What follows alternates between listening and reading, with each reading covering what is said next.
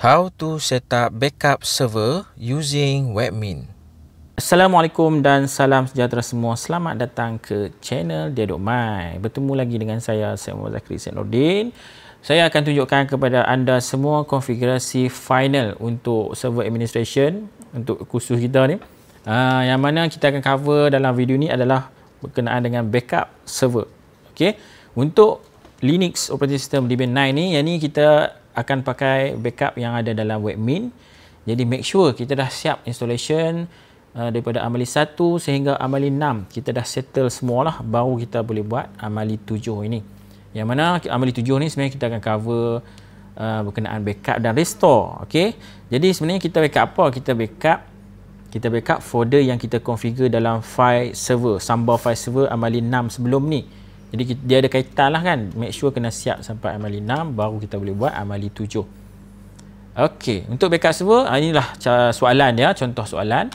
Soalannya seperti inilah. Kita akan create satu directory di dalam root partition dan kita namakan directory itu sebagai backup. Jadi directory ni yang akan simpan backup lah. Kemudian kita akan create satu text document di dalam map drive yang kita buat dalam amali sebelum ni. Jadi kita login lah mana-mana user daripada group finance untuk kita create satu text file. Nama dia mynotes.txt. Seterusnya kita akan jalankan konfigurasi backup selected directory. Kita akan backup masuk ke dalam folder backup tadi lah. Okey, kemudian siap tu kita akan buat schedule backup pula mengikut soalan dalam skrin yang anda tengok ni lah. Yang ni kita akan set sekali sehari pada jam 7 petang.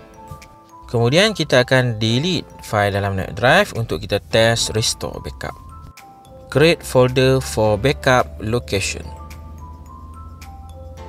Okey, make sure kita dah siap sampai file server sebab kita akan melibatkan folder yang kita dah create daripada amali samba file server.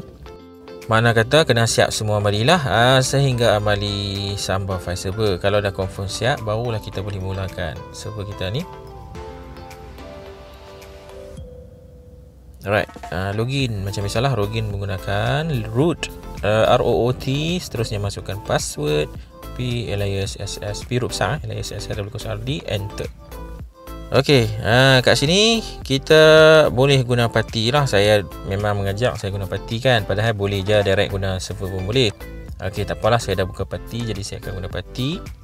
Persiakan sikit font Kalau anda tak mau guna party pun sebenarnya boleh boleh direct je create folder daripada VM kita tu terus pun boleh lah. Okey, jadi kalau kita guna party, kita macam biasa, kita kena login dulu sebagai user biasa. Login dulu menggunakan .my02 user, masukkan password, kemudian enter. Lepas tu jangan lupa kita kena ubah switch user kepada root, su space minus, enter. Masukkan password. Okey, clear screen. Soalan dia tadi, okay, make sure ni kita masuk dalam root lah. Okay. Soalan tadi dia minta kita create satu directory di dalam root partition. Nama directory itu adalah backup. Jadi apa arahan dia? Kita type mkdir space nama directory kita lah backup, biru kecil kan, / kena ada / backup. Sebab kita nak create dalam root partition kan, jadi dia ada root partition / backup. Okey, kemudian kita nak list, tengok ada ke tak, kita kena ls space / enter. Baru kita akan nampak folder backup yang kita create tadi. Create file for backup melalui client PC. Okey, sekarang ni kita buka balik client PC. Sebenarnya untuk test ni sebenarnya tak perlu pun, boleh je sebenarnya kita direct test create file melalui server. Tapi nak menggambarkan proses yang sebenar, jadi kita kena login lah. Kita test buat, kita guna satu user daripada group finance yang ada permission untuk access ke network drive kan. Contoh Anita, kita dah buat amali sebelum ni, kita dah mapkan drive ke dalam komputer yang Anita login.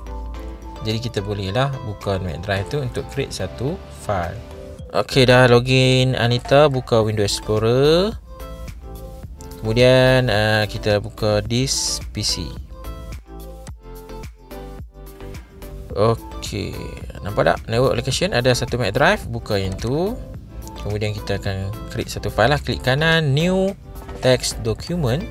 Dalam soalan dia bagi tahu nama apa? My notes kan, mynote.txt. Jadi kita type saja my space note, tak payah .txt tu tak payah lah. Sebab kita dah memang pilih teks dokumen kan, dia akan memang automatic jadi .txt lah. Okey, selesai create file, kita akan buat backup. Create backup for selected directory. Okey, selesai dah create file, make sure kita create dulu file baru kita boleh buat backup kan. Masuk admin. Kalau kita tak create file, lepas tu kita backup. Jadi kita backup folder kosong lah. Make sure file tu kita create dulu. Supaya barulah kita nampak backup tu masuk atau tidak. Okey, login dulu admin, username admin, masukkan password, sign in. Untuk backup kita akan pakai function backup admin sahaja. Jadi kita boleh tengok dekat tengok menu sebelah kiri tu, tekan sistem. Kemudian cari dalam list ni, cari file system backup. Ni nampak kan, file system backup. Tekan dekat situ. Okey, kita akan nampak macam ni lah. Kalau kita belum lagi buat backup, memang dia akan nampak macam ni je. Tiada table apa kan, kita masukkan kat situ. Okey, dalam ruangan tersebut tu /home/share. Okey, ni adalah directory yang kita buat share dalam amali sebelum ni kan. Jadi kita masukkan directory itulah /home/share. Kemudian kita tekan button sebelah tepi tu, add a new backup. Okey, seterusnya kita ubah dekat itu. Ada setting tu kan, directory tu backup. Okey, file or tip device, kita tekan dekat situ. Kita masukkan lokasi kita nak backup ke mana. Okey, jadi kita akan backup masuk ke dalam directory yang kita create tadi lah, /backup. Yang ni dalam root directory server yang sama. Lepas tu belakang ni adalah folder yang dia akan create special untuk selected backup ni lah, selected directory backup. Kita buat /backup /data_share. Okey dah, data_share tu memang kita tak create directory dia akan automatic create lagi. Jadi kita terus turun ke bawah, tengok ada button tu yang satu lagi nah, kita akan create and backup now. Tekan kat situ, create and backup now.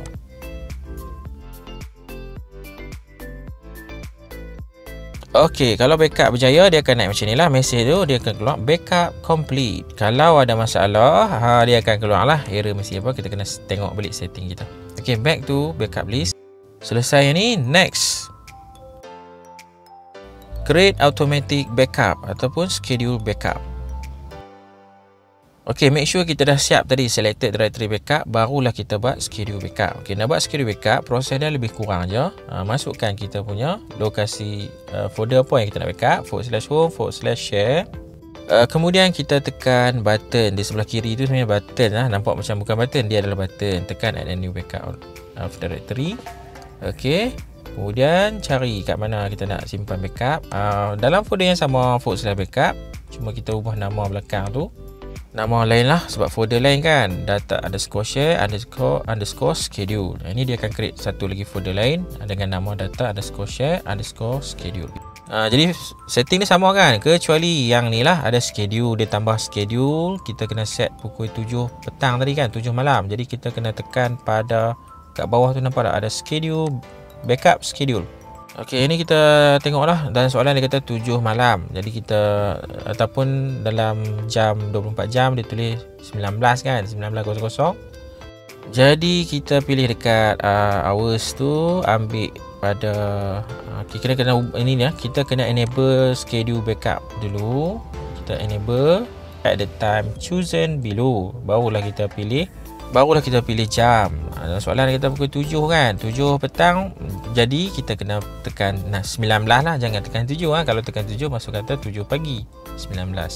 Okay, dekat situ je, hours 19 lah. Kalau soalan dia kata 7.30, jadi kita kena pilih hours dan minit lah. Ini hours sajalah, 7 malam. Tekan create and backup now.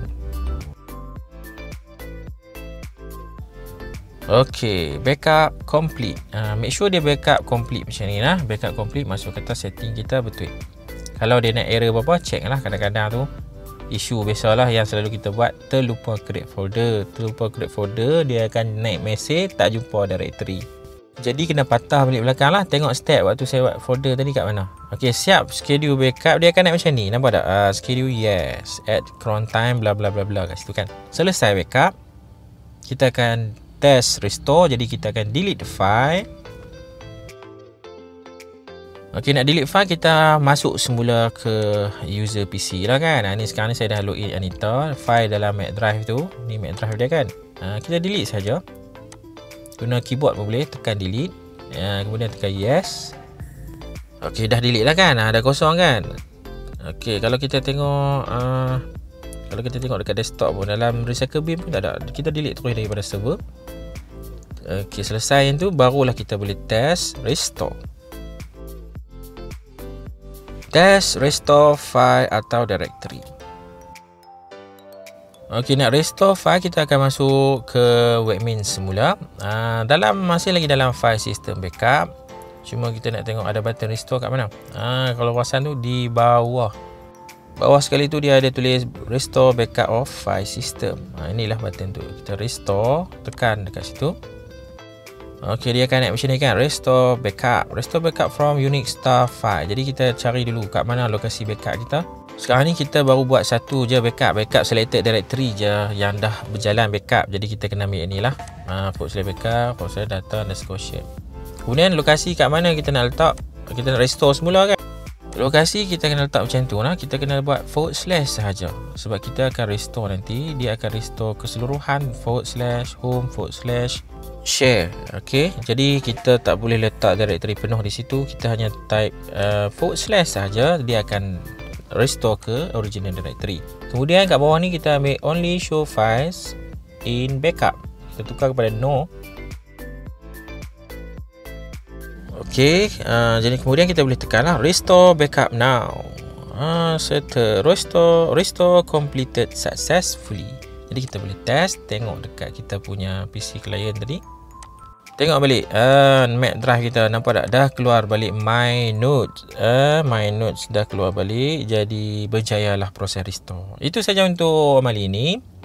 Alhamdulillah lah, kita dah selesai semua amali untuk server administration.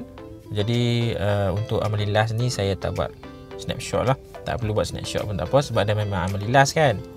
So kalau ada yang ada masalah tu boleh troubleshoot. Tengok betul-betul lah, setiap kali kalau naik message error jangan terus tutup. Kita kena baca message error tu supaya mudah kita nak troubleshoot. Kalau kita baca betul-betul, sebenarnya kita boleh tahu lah masalah dia kat mana. Contohnya dia tak jumpa directory, kita tak create directory kan. Dan macam-macam lagi message tu dia akan keluar.